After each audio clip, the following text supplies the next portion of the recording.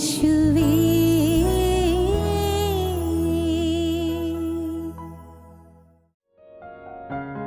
ഞങ്ങളും ക്രൂശിക്കപ്പെട്ട ക്രിസ്തുവിനെ പ്രസംഗിക്കുന്നു. സ്തോത്രം. ലവോദിക്ക സഭയ്ക്കുള്ള ദൂതിൽ നാം കാണുന്ന പ്രത്യേകത, ആ ദൂതിൽ സഭയുടെ തനതായ അവസ്ഥ കർത്താവ് വരച്ച് കാണിച്ചു കൊടുക്കുകയാണ്. ഇതാ ഞാൻ വാതിൽക്കൽ നിന്ന് മുട്ടുന്നു. കർത്താവ് വാതിലിൻ്റെ പുറത്താണ്. ആ സഭയ്ക്ക് അറിഞ്ഞുകൂടാ കർത്താവ് പുറത്താണെന്ന്. അവരും മന്ദോഷ്ണാവസ്ഥയെന്നുള്ളൂ, ഉഷ്ണാവസ്ഥയുണ്ടല്ലോ. ഇടയ്ക്കൊരു ചൂട് പിടിക്കും, പിന്നെ തണുക്കും, പിന്നെ ചൂട് പിടിക്കും. ചിലപ്പോൾ ഒരു ഉത്സാഹമൊക്കെ വരും, ആത്മീയമായിട്ടൊരു ഉത്സാഹം. അപ്പോൾ അതുകൊണ്ട് ആ സഭയ്ക്ക് കർത്താവ് സഭയ്ക്കിൽ നിന്ന് വിട്ടുപോയി എന്നവർക്ക് അറിഞ്ഞുകൂടാ. കർത്താവ് സഭയുടെ വാതിലിൻ്റെ പുറത്താണെന്ന് അറിഞ്ഞുകൂടാ. അത് വലിയ അപകടമാണ്. യേശുക്രിസ്തു എൻ്റെ ഉള്ളിലുണ്ട് എന്നുള്ള ഉറപ്പ് നമുക്കുണ്ടായിരിക്കണം. എങ്ങനെ ഉറപ്പ് കിട്ടും? അത് ആരും പറഞ്ഞു തരണ്ട. യേശുക്രിസ്തു എൻ്റെ ഉള്ളിലുണ്ട് എന്നുള്ളൊരു ഉറപ്പ് നമുക്ക് കിട്ടും. കിട്ടുന്നത് എൻ്റെ ജീവിതത്തിൽ ഇതുവരെ ഞാൻ തോറ്റുകൊണ്ടിരുന്ന കാര്യങ്ങളിൽ ജയം കിട്ടുന്നുണ്ടോ നോക്കിയാൽ മാത്രം മതി. ഇതുവരെ ഞാൻ തോറ്റുകൊണ്ടിരുന്ന കാര്യങ്ങളിൽ ജയം കിട്ടുന്നുണ്ടോ? എൻ്റെ ചിന്തകളുടെ മേൽ എനിക്ക് ജയം കിട്ടുന്നുണ്ടോ? എൻ്റെ വികാരങ്ങളുടെ മേൽ എനിക്ക് ജയം കിട്ടുന്നുണ്ടോ? എൻ്റെ അഹന്ത, എന്നിലുള്ള സ്വയം മാറിപ്പോയിട്ടുണ്ടോ? എനിക്ക് നേതാവാകണം, അല്ലെങ്കിൽ എനിക്ക് ഉന്നതനാകണമെന്ന് ആളുകൾ എന്നെ പ്രശംസിക്കണം, എന്നെ മാനിക്കണം എന്നുള്ള ആഗ്രഹം എന്നിൽ വിട്ടുപോയിട്ടുണ്ടോ? പിശാച് മഹാസൂത്രശാലിയാണ്. അവൻ ഉപായമുള്ളവനാണ്, കൗശലക്കാരനാണ്. അവൻ നമുക്ക് തരുന്ന ധാരണ അതെല്ലാം വിട്ടുപോയി എന്നാണ്. വലിയ അപകടം പിടിച്ച കാര്യമാണ്. പിശാച് അനേകരെ കെട്ടിയിട്ട് ഈ മൂഢധാരണയിൽ കൊണ്ടുവന്ന് അവരെ ബന്ധിച്ചിട്ടിരിക്കുകയാണ്. നീ കുഴപ്പമൊന്നുമില്ല, പേടിക്കണ്ട, ഇതൊക്കെ ഇതിൽ നിന്ന് വിട്ട് എന്നേ വിട്ടുപോയി, നീ ഏറ്റു പറഞ്ഞില്ലേ, ഏറ്റു പറഞ്ഞപ്പോൾ എല്ലാം പോയില്ലേ, പേടിക്കണ്ട, ഇനി സംശയിക്കുകയും ഭയപ്പെടുകയും ചെയ്യേണ്ട ആവശ്യമില്ല എന്ന് പിശാച് ഒരു കപട ധൈര്യം നമുക്ക് തരും. കപട ധൈര്യം. ദൈവത്തിന് സ്തോത്രം. ദൈവത്തിന് വലിയ നാമമഹത്വപ്പെട്ടു. ദൈവം വെളിച്ചങ്ങളുടെ പിതാവാണ്, വെളിച്ചങ്ങളുടെ പിതാവ്. സത്യമായി തന്നെ കർത്താവ് കാണിച്ചു തരും. നിങ്ങൾക്ക് വാസ്തവമായും നിങ്ങൾക്ക് കർത്താവിൻ്റെ വചനത്തിൽ വിശ്വാസം ഉണ്ടെങ്കിൽ നിങ്ങൾ പ്രാർത്ഥിക്കുമ്പോൾ നിങ്ങൾക്ക് വെളിപ്പെട്ട് കിട്ടും നിങ്ങളുടെ അവസ്ഥ എന്താണെന്ന്. ദൈവത്തിന് സ്തോത്രം. ഓരോരുത്തരും ചിന്തിച്ച് നോക്കണം, എൻ്റെ അവസ്ഥ എന്താണ്? എൻ്റെ ഹൃദയത്തിൻ്റെ പുറത്താണോ യേശു ഇപ്പോൾ? എൻ്റെ ഹൃദയത്തിൻ്റെ പുറത്തു നിന്നുകൊണ്ട് കർത്താവ് മുട്ടുകയാണോ? കർത്താവ് കെഞ്ചി പറയുകയാണ്. കർത്താവ് കെഞ്ചി യാചിച്ച് പറയുകയാണ്, ഞാനിതാ വാതിൽക്കൽ നിന്ന് മുട്ടുന്നു. വായിച്ചേ. ഞാൻ വാതിൽക്കൽ നിന്ന് മുട്ടുന്നു. ആരെങ്കിലും എന്റെ ശബ്ദം കേട്ട് വാതിൽ തുറന്നാൽ ഞാൻ അവന്റെ അടുക്കൽ ചെന്ന് അവനോടും അവൻ എന്നോടും കൂടെ അത്താഴം കഴിക്കും. ദൈവത്തിന് സ്തോത്രം. ഞാൻ എന്നോടും കൂടി അത്താഴം കഴിക്കും. അപ്പോൾ ഒരുമിച്ച് ഭക്ഷണം കഴിക്കാമെന്ന് പറയുന്നത്. നിങ്ങൾ നഷ്ടപ്പെട്ടു എന്നല്ല പറയുന്നത്, തീർന്നു പോയി എന്നല്ല പറയുന്നത്. എന്തൊരു വാത്സല്യം! നമുക്ക് ഒരുമിച്ച് ഭക്ഷണം കഴിക്കണം. അതാണ് കർത്താവിൻ്റെ ആഗ്രഹം. അതാണ് നമുക്ക് ഒരുമിച്ച് ഒരു മേശയിലിരുന്ന് ഭക്ഷണം കഴിക്കണം. തിരുമേശയെങ്കിലും ഇരുന്നുകൊണ്ട് ഭക്ഷണം കഴിക്കണം. ഒരുമിച്ച് ഭക്ഷണം കഴിക്കണം. എൻ്റെ ആഗ്രഹം അതാണ്. ഞാൻ അവൻ്റെ അടുക്കൽ ചെന്ന് ഞാൻ അവൻ എന്നോടും കൂടി അത്താഴം കഴിക്കും. ദൈവത്തിന് സ്തോത്രം. അത്താഴം കഴിക്കുന്നയാൾ സാധാരണഗതിയിൽ അന്ന് പോവില്ല, അവിടെ കിടക്കും. എന്ന് പറഞ്ഞാൽ ഞാൻ നിൻ്റെ ഉള്ളത്തിലിരിക്കും. സ്തോത്രം. എന്തൊരു ഭാഗ്യാവസ്ഥയാണത്.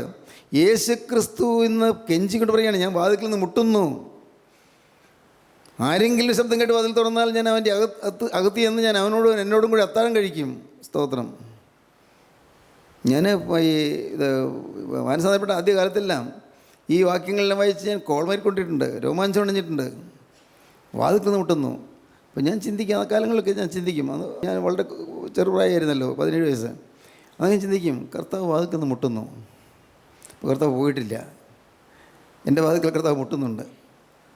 എൻ്റെ ചീത്ത ചിന്തകൾ, എൻ്റെ ചില ഇഷ്ടക്കുറവുകൾ, മുഷിച്ചിലുകൾ, ചില കോപങ്ങൾ, ഇതെല്ലാം ഉണ്ടായിട്ടും കർത്താവ് അതിലിട്ട് പോയിട്ടില്ല. എന്നെ വിട്ട് അകന്ന് പോയിട്ടില്ല. അടുക്കുണ്ട്, പക്ഷേ അകത്ത് കയറിയില്ലല്ലോ. കർത്താവ് പറയുന്നു, ഞാൻ വാതിൽക്കൽ നിന്ന് മുട്ടുന്നു. ഞാൻ ചിന്തിക്കുന്നത് ഓരോന്ന് ഞാൻ ധ്യാനിക്കുക, കർത്താവ് വാതിൽക്കൽ നിന്ന് മുട്ടുന്നു. അപ്പോൾ ദൂരെയല്ല കർത്താവ്, സോ ക്ലോസ് ടു മീ, എന്നോട് എത്ര അടുത്താണ്. കർത്താവ് വാതിൽക്കൽ നിന്ന് മുട്ടുന്നു, തൊട്ടടുത്ത് നിൽക്കുന്നു. ഇനി ഞാൻ എന്താ ചെയ്യേണ്ടത്? കർത്താവ് പറഞ്ഞു, വാതിൽ തുറന്നാൽ. ഞാൻ പറയും, കർത്താവ് വാതിൽ തുറക്കുന്നത് എനിക്കറിയാൻ വയ്യല്ലോ, എന്താ ചെയ്യേണ്ടതെന്ന്. ഞാൻ ജീവിതം നിനക്ക് സമർപ്പിച്ചതല്ലേ, എങ്ങനെ ഇനി ഞാൻ വാതിൽ തുറക്കേണ്ടത് എങ്ങനെയാണ്? അപ്പോൾ എന്നെ ചിന്തിക്കുക, എന്താ വാതിൽ തുറക്കുക എന്നതിൻ്റെ അർത്ഥം? എൻ്റെ ഹൃദയത്തിൽ ഞാൻ അടച്ചു വെച്ചിരിക്കുന്നതെല്ലാം ഞാൻ തുറക്കുക. അടച്ചു വെച്ചിരിക്കുന്ന ഭാഗങ്ങളെല്ലാം തുറക്കുക എന്ന് പറഞ്ഞാൽ എന്താണ്? മനോഭാവത്തിൽ പലതും ഇന്ന് അടച്ചു വെച്ചിരിക്കുകയാണ്. മനസ്സിൽ ആർക്കും അറിഞ്ഞുകൂടാ, എനിക്കും അറിഞ്ഞുകൂടാ ഞാൻ എന്തൊക്കെ അടക്കി വെച്ചിരിക്കുന്നു. മറ്റാരും അറിയുന്നുമില്ല, പക്ഷെ ദൈവം അറിയുന്നു. എൻ്റെ ജീവിതത്തിൽ ഞാൻ അടച്ച് അമർത്തി വെച്ചിരിക്കുന്ന ചില കാര്യങ്ങളുണ്ട്. തുറക്കാൻ മനസ്സില്ലാത്ത ചില കാര്യങ്ങളുണ്ട്.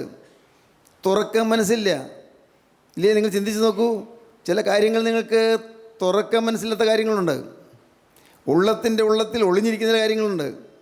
ആ തുറക്കാൻ മനസ്സില്ലാത്തത് അത് നിങ്ങൾക്ക് അപ്പോൾ കർത്താവ് കാണിച്ചു തരും. ഇന്ന കാര്യത്തിൽ നീ തുറന്നേ പറ്റൂ. നിൻ്റെ ഉള്ളത്തിൽ ഇന്ന കാര്യമുണ്ട്, അത് തുറന്നേ പറ്റൂ. ചിലരോട് നീരസമുണ്ട്, ചിലരോട് ഇഷ്ടക്കുറവുണ്ട്, ചിലരെക്കുറിച്ച് ചില പ്രയാസമുള്ള കാര്യങ്ങളുണ്ട്. അതെല്ലാം ഉള്ളിൽ വെച്ചുകൊണ്ട് ഞാൻ കർത്താവിനെ സ്നേഹിക്കുന്നു എന്ന് പറഞ്ഞിട്ട് കാര്യമില്ലെന്ന് എനിക്ക് മനസ്സിലായി. അതെല്ലാം കളഞ്ഞേ പറ്റൂ. ആരോടും പരാതിയില്ലാതെ, ഹല്ലേലൂയ, ദൈവത്തിന് സ്തോത്രം. ആരോടും പരാതിയില്ലാതെ, ആരോടും പരിഭവമില്ലാതെ, എന്നെ വിമർശിക്കുന്നവരോടും എന്നെ പരിഹസിക്കുന്നവരോടും എന്നെ കളിയാക്കുന്നവരോട് പോലും ഒരു ഇഷ്ടക്കുറവില്ലാതെ അവരെല്ലാം സ്നേഹിച്ചും ബഹുമാനിച്ചും പോകുവാൻ കർത്താവെ ഞാനിതാ തുടങ്ങുന്നെന്ന് പറഞ്ഞാൽ തുടങ്ങുമ്പോഴേക്കും കർത്താവിൻ്റെ കൃപ വന്ന് വാതിക്കൽ വന്ന് മുട്ടി കർത്താവത്തേക്ക് വരും. നിങ്ങൾ വിശ്വസിക്കൂ.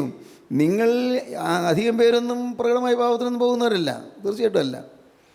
പ്രകടമായ പാപത്തിന് പോകുന്നവരും ചിലപ്പോൾ കുറച്ച് ഏതാനും പേരുണ്ടോ കർത്താവ് അറിയുന്നു. ഇനിയും മദ്യപാനം വിടാത്തവരുണ്ടോ ദൈവം മാത്രം അറിയുന്നു. അങ്ങനെ ഉണ്ടെങ്കിൽ ദൈവങ്ങളെ കഷ്ടം ഒരിക്കലും വെച്ചുകൊണ്ടിരിക്കല്ലേ. ഇനിയും പൊടിവിൽ ഇടാത്തവരുണ്ടോ?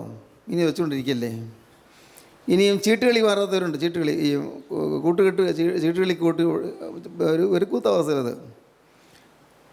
അതുണ്ടെങ്കിൽ അത് വിട്ടോളണേ. ഇനിയും സമയം വൃഥ കളയുന്നവരുണ്ടോ? വെറുതെ സമയം കളയുന്നു, വിട്ടോളണേ. ഇനിയും നിങ്ങളുടെ ഹൃദയത്തിൽ ഈർഷ്യയോ പകയോ വിദ്വേഷമോ ആരോടെങ്കിലും കിടപ്പുണ്ടോ? വെച്ചുകൊണ്ടിരിക്കരുത്. നിങ്ങൾക്ക് സ്വർഗം നഷ്ടമാകുന്ന കാര്യമാണ്. ആരോടും പകയില്ല, ആരോടും വിദ്വേഷമില്ല, ആരോടും യാതൊരു തരത്തിലും ഒരു പ്രയാസവുമില്ല. എല്ലാവരെക്കുറിച്ച് സ്നേഹമാണെന്ന് വരണം. നിസ്സാര കാര്യമില്ലിത്. ഇതെല്ലാം സാധിച്ചു തരും കർത്താവ്, സാധിച്ചു തരുമെന്നാണ് പറയുന്നത്. നിങ്ങൾ മനുഷ്യർക്ക് അസാധ്യമെങ്കിലോ ദൈവത്തിന് സകലവും സാധ്യം തന്നെ. ദൈവം സാധിച്ചു തരും. നിങ്ങൾ വിശ്വസിക്കൂ. എൻ്റെ കർത്താവിന് സ്തോത്രം. ഇത് വിശ്വസിച്ചുകൊണ്ട് നിങ്ങൾ കർത്താവോട് പറയണം, കർത്താവേ ഇതെല്ലാം എൻ്റെ അകത്തുള്ള കടാച്ചരക്കുകളാണ്. ഈ യോനയെ പുറത്ത് കളയാതെ കോളടങ്ങുകയില്ല. യേശുവേ, എൻ്റെ അകത്തിരിക്കുന്ന മറിഞ്ഞിരിക്കുന്ന ഈ കേട് ഞാൻ പുറത്തെടുത്ത് കളയാതെ, യാതൊരു ദയാദാക്ഷിണ്യമില്ലാതെ കർക്കശമായി അത് പുറത്ത് കളയാതെ എനിക്ക് മോചനം കിട്ടുകയില്ല. യോനയെ പുറത്തെടുത്ത് കളഞ്ഞപ്പോൾ കോൾ മാറി. ആർക്കെങ്കിലും തോന്നിക്കാണില്ലേ? പാവം ഒരു ചെറുപ്പക്കാരൻ പെരുവെള്ളത്തേക്ക് എറിഞ്ഞാൽ അതിൻ്റെ കഥ തീർന്നില്ലേ? കഷ്ടമാണ്. വേണോ? ആരെങ്കിലും തോന്നിക്കാണും. കപ്പലിലുള്ളവർക്ക് വേദവസം അങ്ങനെ പറയുന്നില്ല. അയ്യോ, ഈ ചെറുപ്രായത്തിൽ ഈ കൊച്ചനെ, നല്ല സമർത്ഥനായ യുവാവിനെ വെള്ളത്തിലേക്ക് സമഹാസനത്തിലേക്ക് എറിഞ്ഞു കളയുക കഷ്ടമല്ലേ? അവിടെ യാതൊരു മയവുമില്ല. പാപത്തെ മുഴുവനായി ഖണ്ഡിച്ച് മാറ്റുന്നതിന് യാതൊരു മയവും ഉണ്ടാകരുത്. അല്പം പോലും മയം ഉണ്ടാകരുത്. ചെന്ന് മാപ്പ് ചോദിക്കണമോ? മാപ്പ് ചോദിച്ചേ പറ്റുകയുള്ളൂ. ദൈവത്തിന് സ്തോത്രം. ചെന്ന് യാചിക്കണമോ? മാപ്പ് ചോദിച്ചേ പറ്റൂ. അപ്പൻ്റെ മുമ്പിൽ വീണ് മാപ്പ് ചോദിക്കണമോ? മാപ്പ് ചോദിച്ചേ പറ്റൂ. അമ്മയുടെ മുമ്പിൽ വീണ് മാപ്പ് ചോദിക്കണമോ? ചോദിച്ചേ പറ്റൂ. ആരോടെല്ലാം എന്തെല്ലാം അകൃത്യം ചെയ്തിട്ടുണ്ടോ അവിടെ എല്ലാം ചെന്ന് എല്ലാം തിരുത്തിയേ പറ്റൂ. ആർക്കെങ്കിലും വല്ലതും കൊടുക്കാതെ എന്തെങ്കിലും മോഷ്ടിച്ചിട്ടുണ്ടോ അത് തിരിച്ച് കൊടുത്തേ പറ്റൂ. കൊടുക്കാൻ കഴിയില്ലെങ്കിലോ? എൻ്റെ കർത്താവേ, ഞാൻ അത്യധ്വാനം ചെയ്ത് എത്രയും വേഗം ഞാൻ തിരിച്ചു കൊടുത്തോളാം. ഇതായിരിക്കും നമ്മൾ മനസ്സിൽ വരുന്നത്. അങ്ങനെ ഓരോന്ന് 1973 നമ്മുടെ ഇവിടെ ആത്മീയ ഉണർവുണ്ടായപ്പോൾ കൊച്ചു കുട്ടികൾ പോലും 2ലും 3ലും മറ്റും പഠിക്കുന്ന കുട്ടികൾ പോലും കരഞ്ഞുകൊണ്ട് വന്ന് അപ്പനോട് പറയുന്നത്, ഞാൻ ഇന്ന കുട്ടിയുടെ ഒരു പെൻസിൽ മോഷ്ടിച്ചു, മോനെ അത് കൊണ്ടുപോയി കൊടുത്ത് മാപ്പി ചോദിക്കുക. അവൻ ക്ലാസ്സിൽ എടുക്കുക ചെന്നു ടീച്ചറോട് പറഞ്ഞു, അതെ ഞാൻ ഇത് ക്ലാസ്സിൽ നിന്ന് മോഷ്ടിച്ചുകൊണ്ട് പോയതാണ്, എൻ്റെ കുട്ടിയുടെയാണ്. ടീച്ചർക്കും സന്തോഷമായി. മോനെ നിനക്ക് എന്താ അങ്ങനെ തോന്നിയത്? ഞാൻ പ്രസംഗം കേട്ടു, വചനം കേട്ടു, ഞാൻ ജീവിതം കർത്താവിന് സമർപ്പിച്ചു. കൊച്ചു പെഞ്ച് പിള്ളേർ, 1ലും 2ലൊക്കെ പഠിക്കുന്ന പിള്ളേർ. എന്തൊരു മാറ്റം വന്നു! കാരണം നമ്മൾ കൊടുത്തു തീർത്തേ പറ്റൂ, ഒരു സംശയമില്ല. അതിപ്പോൾ ഇല്ലേ? എൻ്റെ കർത്താവേ, എനിക്കത് വേഗം തീർക്കാനുള്ള വഴിയൊന്നും കാണിച്ചു തരണേ, ഞാൻ അധ്വാനിച്ചുകൊള്ളാം. കർത്താവേ, ഞാൻ എത്രയും വേഗം അധ്വാനിച്ചുകൊള്ളാം. ഇങ്ങനെ നമുക്ക് ഓരോന്നിനെ പ്രായശ്ചിത്തം ചെയ്യാൻ നിങ്ങൾ തീരുമാനിച്ചേ പറ്റൂ. തിരുത്താൻ തയ്യാറായേ പറ്റൂ. ഇല്ലെങ്കിൽ നഷ്ടം വലുതാണ്, സ്വർഗരാജ്യമാണ് നഷ്ടപ്പെടുന്നത്. അനേകം ആളുകൾ ഇന്ന് ഈർഷ്യ മനസ്സിൽ വെച്ചുകൊണ്ടിരിക്കുന്നു. ഒരു ലെറ്റർ എഴുത്തായിട്ട് തന്നെ വന്നു. എൻ്റെ മകൻ്റെ ഭാര്യ എന്നോട് മിണ്ടുന്നില്ല, അവൾക്ക് ഞാൻ അധികപ്പറ്റാണ്, എൻ്റെ ഭർത്താവ് മരിച്ചുപോയി, ഞാൻ വിധവയാണ്, എനിക്കൊരു മോനേ ഉള്ളൂ. മോൻ്റെ ഭാര്യ എന്നോട് മിണ്ടുന്നില്ല. അവൾ എന്നെ ശത്രുവിനെ പോലെയാണ് കാണുന്നത്. ഞാനൊന്നും മിണ്ടുന്നില്ല. അവളോടൊരു കാര്യം ഞാൻ ഉപദേശിക്കുന്നില്ല, ഒന്നുമില്ല. എങ്കിലും എന്നെ അവൾ അവഗണിക്കുന്നു. ഒരു പാവം സ്ത്രീ എഴുതിയിരിക്കുകയാണ്. എവിടത്തെയാണെന്ന് അറിഞ്ഞൂടാ. അഡ്രസ്സ് തന്നിട്ടുണ്ട്. ഞാൻ റിപ്ലൈ ചെയ്യാമെന്ന് വിചാരിച്ചു. ഞാൻ ഫോൺ ചെയ്യാൻ നോക്കിയപ്പോൾ ഫോൺ നമ്പർ ഇല്ല. അതുകൊണ്ട് റിപ്ലൈ ചെയ്യാമെന്ന് വിചാരിച്ചു. ദൈവത്തിന് സ്തോത്രം. പ്രിയപ്പെട്ടവർ, കുടുംബത്തിൽ ഐക്യമില്ല, ഒരു സ്നേഹമില്ല. സ്വന്തം അമ്മയെപ്പോലെ അമ്മയെ കണ്ടുകൂടെ നിങ്ങൾക്ക്? സ്വന്തം മോളെപ്പോലെ മരുമോളെ കണ്ടുകൂടെ നിങ്ങൾക്ക്? ഇത്രയും നാളത് കേട്ടിട്ട് നിങ്ങൾക്ക് ഇപ്പോഴും മനസ്സിലാകുന്നില്ലേ? പെൺകുട്ടികൾ, ചെറുപ്പക്കാരെ, യുവതികൾ ഭർതൃഗൃഹത്തിൽ ചെല്ലുമ്പോൾ അമ്മയെ ഒരു ശത്രുവായി കാണുന്നു. അമ്മയ്ക്ക് പ്രായമായി, ഒരുപക്ഷെ അമ്മ ചിലപ്പോൾ ഇത്തിരി വിവേകമില്ലാതെ സംസാരിച്ച് കാണും. ഈ മോനും മോൻ്റെ ഭാര്യയും കൂടി എവിടെയെങ്കിലും പോവുകയൊക്കെ ചെയ്യുമ്പോഴേക്കും അമ്മയ്ക്ക് ചിലപ്പോൾ ഒരു അതൃപ്തിയൊക്കെ തോന്നി കാണും. പ്രായമായ ഒരാൾ. ക്ഷമിച്ചേക്കണം, സഹിച്ചേക്കണം. നിങ്ങൾ അമ്മയെ അമ്മയായിട്ട് കാണണം, മറക്കരുത്. ഇല്ലെങ്കിൽ നഷ്ടമാണ്. ആർക്കാണ് നഷ്ടം? അമ്മയ്ക്കല്ല, നിങ്ങൾക്കാണ് നഷ്ടം. ഇതുപോലെ നിങ്ങളുടെ ദൈനംദിന ജീവിതത്തിൽ ഏറ്റുമുട്ടുന്ന അനേകം കാര്യങ്ങളുണ്ട്. ഞാൻ വളരെ ലളിതമായ ചില കാര്യങ്ങളല്ലേ പറയുന്നത്. ഇന്നും ഭാര്യയും ഭർത്താവും തമ്മിൽ ഉള്ളത്തിൽ ചർച്ചയില്ലാത്തവരില്ലേ? ഇല്ലേ? ഉള്ളത്തിൽ ചർച്ചയില്ല. മക്കൾ ന്യായവിധമായിട്ട് പോകുന്നതിൽ അത്ഭുതമില്ല. മക്കൾ നശിച്ചു പോകുന്നു, ഒരത്ഭുതവുമില്ല. മക്കൾ തന്നിഷ്ടകരായി പോകുന്നു. മക്കൾ തോന്നിയാസനായിട്ട് നടക്കുന്നു. അവർ വെറുക്കുത്തുകളിലേക്ക് പോകുന്നു. അവർ സിനിമയിലേക്കും കൊള്ളരാത്ത ബന്ധങ്ങളിലേക്കും അഴുക്കായ ശീലങ്ങളിലേക്കും പോകുന്നു. എന്താ കാരണം? അപ്പനും അമ്മയും സ്നേഹത്തിലല്ല, അപ്പനും അമ്മയും ഐക്യത്തിലല്ല.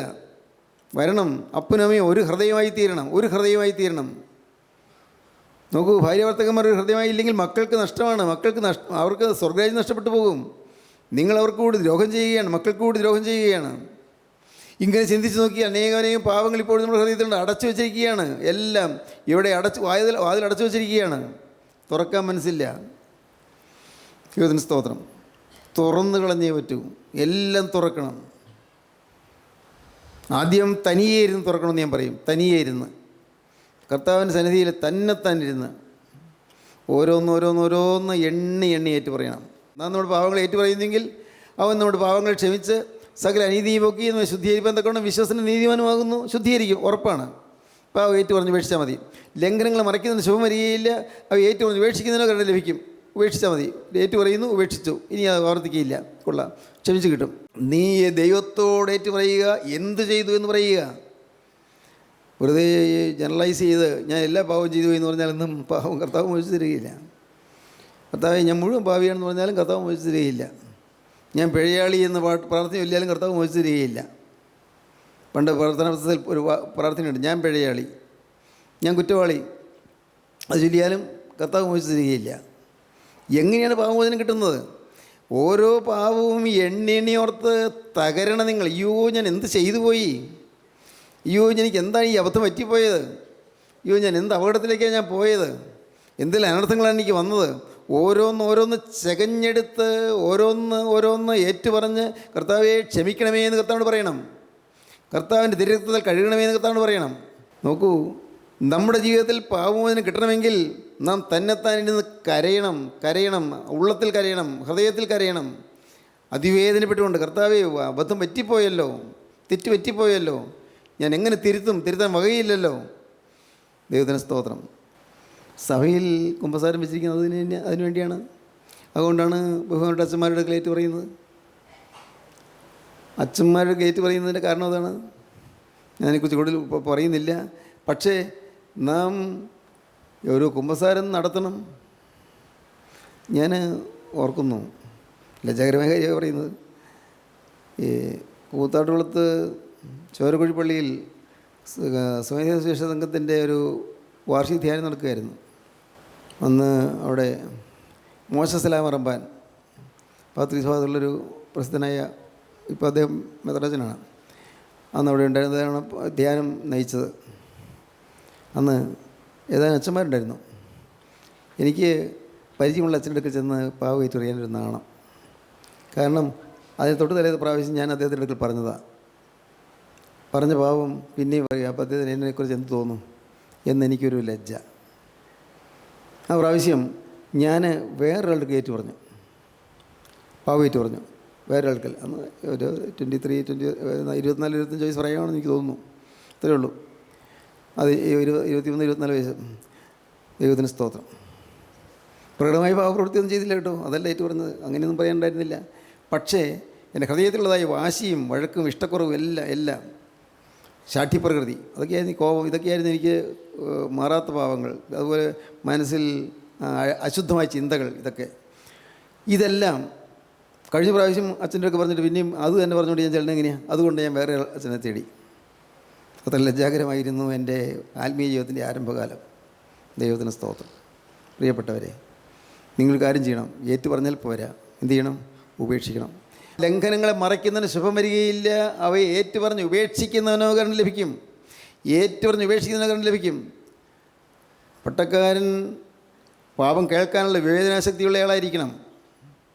പാപം കേൾക്കുമ്പോൾ അതിനുള്ള പരിഹാരം പറഞ്ഞു കൊടുക്കാനുള്ള വിവേചനത്തിൻ്റെ അധികാരമുള്ളയാളായിരിക്കണം.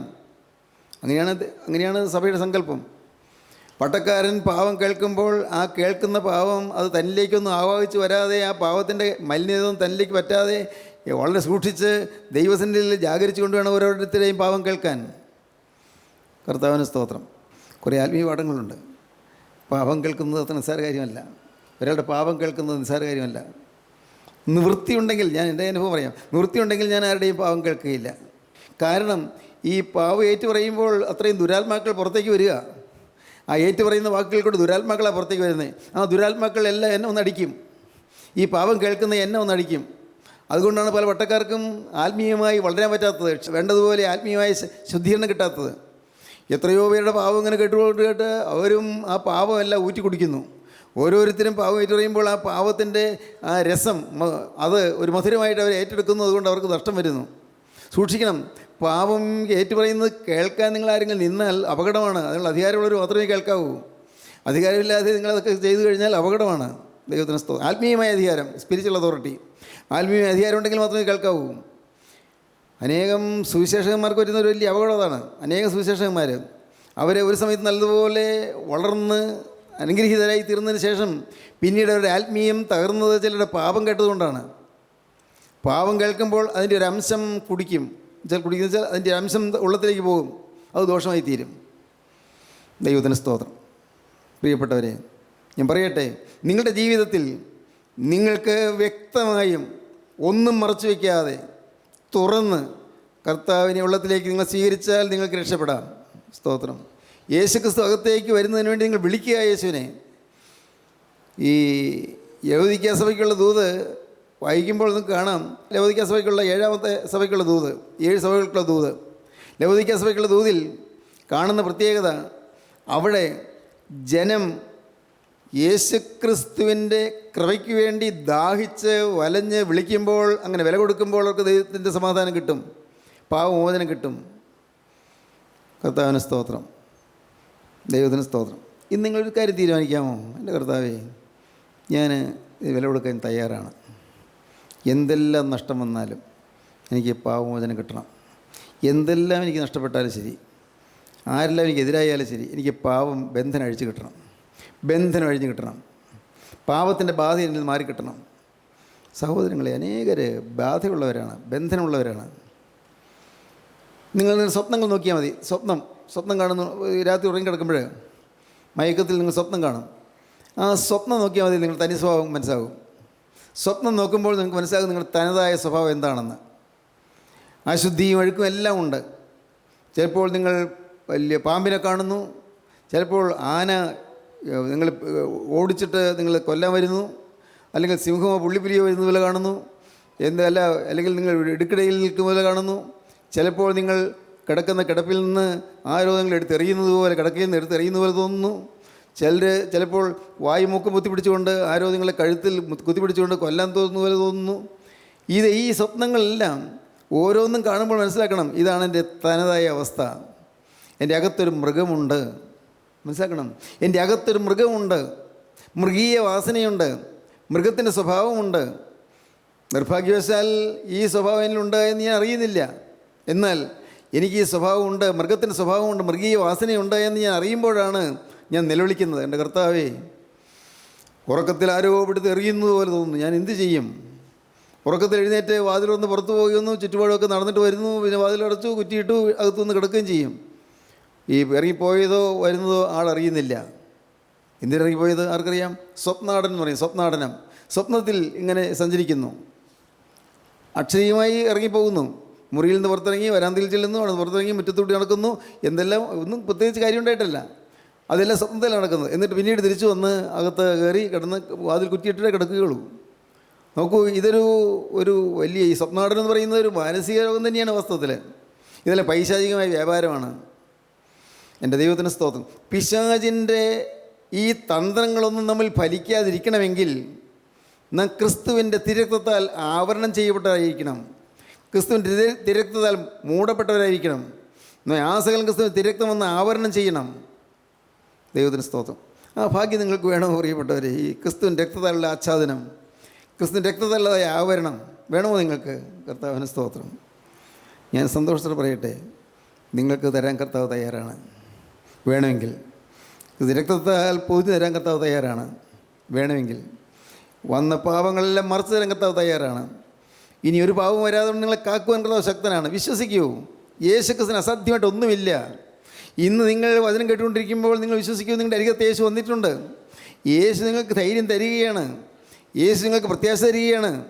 യേശു നിങ്ങൾക്ക് സമാധാനം തരികയാണ്. മോനെ, നിൻ്റെ ഭാരങ്ങളെല്ലാം ഞാൻ പൊതിഞ്ഞു തരാമെന്നാണ് പറയുന്നത്. എല്ലാം മാറ്റി തരാമെന്ന് പറയുന്നത്. തലമേലുള്ള ക്ലേശങ്ങളെല്ലാം, വലിയ ചുമടുകളെല്ലാം ഞാൻ മാറ്റി തരാം. നിൻ്റെ ചുമലിലുള്ളതായ ചുമടുകളെല്ലാം മാറ്റി ഞാൻ നിനക്ക് സ്വാതന്ത്ര്യം തരാം. ദൈവത്തിന് സ്തോത്രം. മോളെ, നിൻ്റെ ജീവിതത്തിൽ നീ അനുഭവിക്കുന്ന യാതനകൾ ഞാൻ അറിയുന്നുണ്ട്. നീ നിൻ്റെ ഭർത്താവിൽ നേടുന്നതായ ദുഷ്കൃതങ്ങളും പ്രയാസങ്ങളും അദ്ദേഹത്തിൽ നിന്ന് വരുന്നതായ എല്ലാ തിന്മകളും നീ അനുഭവിക്കുന്നത് ഞാൻ അറിയുന്നുണ്ട്. മകളെ, നിന്നെ എൻ്റെ രക്തം കൊണ്ട് ഞാൻ ആവരണം ചെയ്യാമെന്ന് കർത്താവ് പറയുന്നു. കുഞ്ഞെ, നിൻ്റെ ജീവിതത്തിൽ നിനക്ക് വന്നതായ എല്ലാ കേടുകളും മാറ്റി തരാമെന്ന് കർത്താവ് പറയുന്നു. വെറുതെ പറയുന്നതല്ല കേട്ടോ. ദൈവത്തിന് സ്തോത്രം. വെറുതെ പറയുന്നതല്ല. ദൈവത്തിന് സ്തോത്രം. സത്യമായും ക്രിസ്തു നമ്മുടെ ഇടയിലുണ്ട്. ക്രിസ്തു നമ്മുടെ ജീവിതത്തെ മുഴുവൻ ശുദ്ധീകരിക്കാൻ ആഗ്രഹിക്കുന്നു. എൻ്റെ കർത്താവിന് സ്തോത്രം. ദൈവത്തിന് വലിയ നാമമഹത്വപ്പെടട്ടെ. ഞാൻ സന്തോഷത്തോടെ പറയട്ടെ, നിങ്ങൾ അനേകം പേര് ഇങ്ങനെ തീരുമാനമെടുത്തവരുണ്ട്. സന്തോഷമുണ്ട്. ഇതുപോലെ കർത്താവിൻ്റെ രക്തത്താൽ കഴുകപ്പെട്ടവരും മൂടപ്പെട്ടവരും അനേകരുണ്ട്. അത് ഭാഗ്യമാണ്, അത് ഒരനുഗ്രഹമാണ്. ദൈവത്തിന് സ്തോത്രം. പ്രിയപ്പെട്ടവരെ, അത് നിങ്ങൾ ആ മാറിപ്പോകണം. നിങ്ങൾ എപ്പോഴും ജാഗരിക്കണം. കൃപയുടെ ആവരണം നിങ്ങൾ കിട്ടിയെങ്കിൽ അത് മാറിപ്പോകരുത്. തിരക്തത്തിൻ്റെ ഒരു ആച്ഛാദനം നിങ്ങൾ കിട്ടിയെങ്കിൽ അത് മാറിപ്പോകരുത്. തിരക്തത്തിൻ്റെ കവറിങ് നിങ്ങൾ കിട്ടിയെങ്കിൽ അത് മാറിപ്പോകരുത്. നിങ്ങൾ പറയണം, കർത്താവേ, കൃപയാൽ നീ ഇതെനിക്ക് തന്നു. കൃപയാൽ, എൻ്റെ കഴിവുണ്ടല്ലോ. എനിക്ക് അനുതാപം തന്നത് നീയല്ലേ. എൻ്റെ ഹൃദയം തകർത്ത് തന്നത് നീയല്ലേ. എൻ്റെ മനസ്സിന് ഒരു തകർച്ച തന്നത് നീയല്ലേ. എനിക്കൊരു ദരിദ്രാവസ്ഥയുണ്ടെന്ന് മനസ്സിലാക്കി തന്നത് നീയല്ലേ. കർത്താവേ, ഞാൻ ഒന്നും ആയില്ല എന്നുള്ളൊരു ബോധം തന്നത് നീയല്ലേ. ഇത്രയും നീ തന്നെങ്കിൽ മുഴുവനായി തരാൻ നീ ശക്തനാണ്. കർത്താവേ, ഞാൻ വിശ്വസിക്കുന്നു. ഇപ്പോൾ ഞാൻ നിൻ്റെ പാദപീഠത്തിലേക്ക് വരുന്നു. സ്തോത്രം. പറ്റുമോ പ്രിയപ്പെട്ടവരെ? നിങ്ങൾക്ക് യേശുവിൻ്റെ പാദപീഠത്തിൽ നിന്ന് അഭയം പ്രാപിക്കാൻ പറ്റുമോ? ആരും തളരേണ്ട, ആരും നിരാശപ്പെടേണ്ട. എല്ലാവരും കർത്താവിൻ്റെ സന്നിധിയിലേക്ക് വരുന്നു. നിങ്ങൾ സങ്കല്പിക്കൂ, മനസ്സിൽ ഭാവനയിൽ കാണൂ. ഞാനിതാ യേശുവേ, നിൻ്റെ അരികിലേക്ക് ഞാൻ വരികയാണ്. നിൻ്റെ പാദപീഠം ഞാൻ മുത്തുകയാണ്. എൻ്റെ അരികത്തോട് കടന്നു പോകുന്ന യേശുവിനെ ഞാനിതാ പാദം മുത്തി യേശുവിനെ ഞാൻ ആശ്വസിപ്പിക്കുകയാണ്. യേശുവിൻ്റെ മുറിവുകളെ ഞാൻ തഴുകുകയാണ്. ഞാൻ ഏൽപ്പിച്ച മുറിവുകളാണ് യേശുവിൻ്റെ ശരീരത്തിലുള്ളത്. എൻ്റെ കണ്ണുകൊണ്ട് ഞാൻ നോക്കിയപ്പോൾ അതൊന്ന് അശുദ്ധിയാണ് എൻ്റെ യേശുവിൻ്റെ മുഖത്ത് തുപ്പലേൽക്കാൻ കാരണമായത്. എൻ്റെ നാവുകൊണ്ട് ഞാൻ പറഞ്ഞ പ്രാകുന്ന വാക്കുകൾ, ശവവാക്കുകൾ, അശുദ്ധമായ വാക്കുകൾ, അസഭ്യവാക്കുകൾ, ഇതെല്ലാം കോപിച്ച വാക്കുകൾ, ഇതെല്ലാം എല്ലാം എൻ്റെ പക്ഷത്ത് വന്നതുകൊണ്ട് അതിൻ്റെ ശിക്ഷ യേശുവെ നീ വഹിച്ചതുകൊണ്ട് അതുകൊണ്ട് ഞാൻ ഇന്ന് സ്വതന്ത്രനായിരിക്കുന്നു. ദൈവത്തിന് സ്തോത്രം. ഓരോന്നും നിങ്ങൾ കണ്ടുപിടിക്കുക. നിങ്ങളുടെ പാവത്തെ നിങ്ങൾ ഏറ്റുപറഞ്ഞ് ഉപേക്ഷിക്കുക. കർത്താവിന് സ്തോത്രം. ഒരു പുതിയ ജീവിതങ്ങൾ തുടങ്ങുക. വിശ്വാസത്തിൽ നിങ്ങൾ വളരുക. വിശുദ്ധിയിൽ നിങ്ങൾ വളരുക. വിശുദ്ധിയിൽ തേജസ്സോടെ നിങ്ങൾ വളരുക. സ്വർഗ്ഗം നിങ്ങളെ കണ്ട് സന്തോഷിക്കട്ടെ. സ്വർഗീയ രാജാതിരാജൻ നിങ്ങൾ പ്രസാദിക്കട്ടെ. ഈ സ്വർഗ്ഗം തുറന്ന് നിങ്ങളെ അനുഗ്രഹിക്കട്ടെ. ദൈവത്തിന് സ്തോത്രം. കർത്താവിൻ്റെ കൃപ നിങ്ങളുടെ മേൽ പകരട്ടെ. ദൈവത്തിൻ്റെ വലിയ നാമം മഹത്വപ്പെടട്ടെ. ഇപ്പോൾ തന്നെ നിങ്ങൾ സമർപ്പിക്കൂ. വ്യക്തമായി തീരുമാനമെടുക്കൂ. ഇപ്പോൾ നിങ്ങൾ ചിന്തിക്കരുത്, ഞാൻ തീരുമാനമെടുക്കുന്നത് അത് ശരിയായോ ഇല്ലയോ എന്ന് ചിന്തിക്കരുത്. നിങ്ങൾ തീരുമാനമെടുക്കുക, സമർപ്പിക്കുക. അത് പൂർത്തീകരിക്കാൻ കർത്താവ് ശക്തനാണ്. നിങ്ങൾ വിശ്വസിക്കൂ. വിശ്വാസ നായകനും പൂർത്തി വരുന്നതിനായി യേശുവിനാണ് നിങ്ങൾ നോക്കേണ്ടത്. യേശുവിലേക്ക് നോക്കുക. മനുഷ്യനെ നോക്കരുത്, കൂട്ടായ്മയെ നോക്കരുത്. യേശുവിനെ നോക്കുക. യേശുവിൽ ആശ്രയിക്കുക. യേശുവിനെ വിശ്വസിക്കുക. യേശുവിനെ ജീവിതം സമർപ്പിക്കുക. യേശുവിനെ തന്നെ നിങ്ങൾ പിൻപറ്റുക. അപ്പോൾ നിങ്ങൾക്ക് സമാധാനം കിട്ടും, അനുഗ്രഹം കിട്ടും, സമൃദ്ധിയായ അനുഗ്രഹം കിട്ടും. ദൈവത്തിന് സ്തോത്രം. നമുക്ക് പ്രാർത്ഥിക്കാം. കാരുണ്യവാനായ ഞങ്ങളുടെ സ്വർഗീയ പിതാവേ, ഈ മനോഹരമായ സമയത്തിനായി ഞങ്ങൾ നിന്നെ സ്തുതിക്കുന്നു, ഞങ്ങൾ നിന്നെ സ്തോത്രം ചെയ്യുന്നു. ഇപ്പോൾ കർത്താവേ, തിരുമുമ്പാകെ സമർപ്പണത്തിരിക്കുന്ന ഈ മക്കളെ നാഥാ, നിൻ്റെ ആണിപ്പാടുള്ള കരം തുടരണമേ എന്ന് പ്രാർത്ഥിക്കുന്നു. എല്ലാവരെയും അനുഗ്രഹിക്കണമേ. അവിടെ രണ്ടാമത്തവന് വേണ്ടി എല്ലാവരും ഒരുക്കണമേ. യേശുനാഥ, നിൻ്റെ പാദസേവ ചെയ്യുവാൻ ഞങ്ങൾക്ക് ഓരോരുത്തരും കൃപ തരണമേ. വിശുദ്ധ ജീവിതത്തിൽ സൗഭാഗ്യം നിങ്ങളെ അനുഗ്രഹിക്കണമേ. യേശു ക്രിസ്തുവിൻ്റെ പരിശുദ്ധമായ നാമത്തിൽ പ്രാർത്ഥിക്കുന്ന കൃപയോടെ കേൾക്കണമേ. ആമീൻ. ഹല്ലേലൂയ.